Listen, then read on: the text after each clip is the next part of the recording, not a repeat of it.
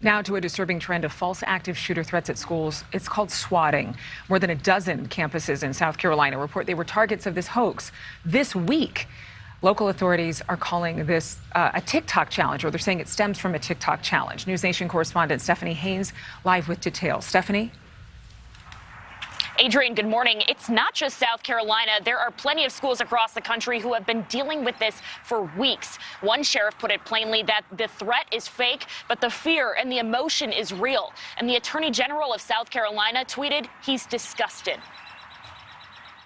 Weeks into the school year, false reports of active shooters are sending schools into lockdown, terrorizing students, staff, and parents.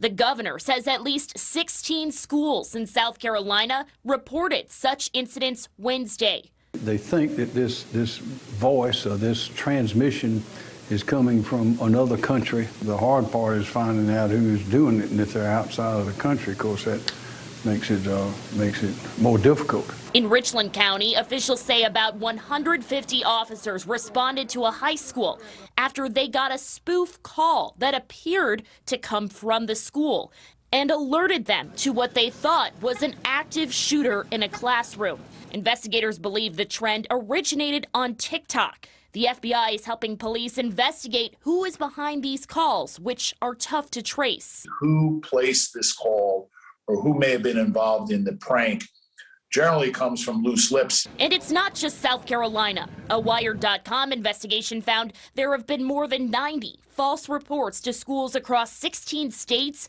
from September 13th through the 30th. And it found at least 30 of them appeared to be linked. No word on if there have been any arrests made in these cases, but law enforcement stresses no matter if the threat is real or fake, they will respond in full force. And if someone behind these calls is caught, they could face federal and state charges. Adrienne. All right, Stephanie, thank you very much. So sad. Very Just sad. ridiculous. I completely agree, and totally unnecessary, a waste of resources. It's got to stop. And it freaks everybody out, the kids and the administrators, the teachers. You know, it's got to be traumatizing seeing guys with guns walk into your room, even if it's fake. Well, it's just the fact, it's really more the phone calls.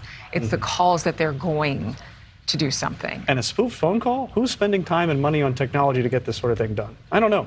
There's no reason for it. Thank you for watching. Go to newsnationnow.com to find NewsNation on your television provider. And don't forget to click the red subscribe button below to get more of NewsNation's fact-driven, unbiased coverage.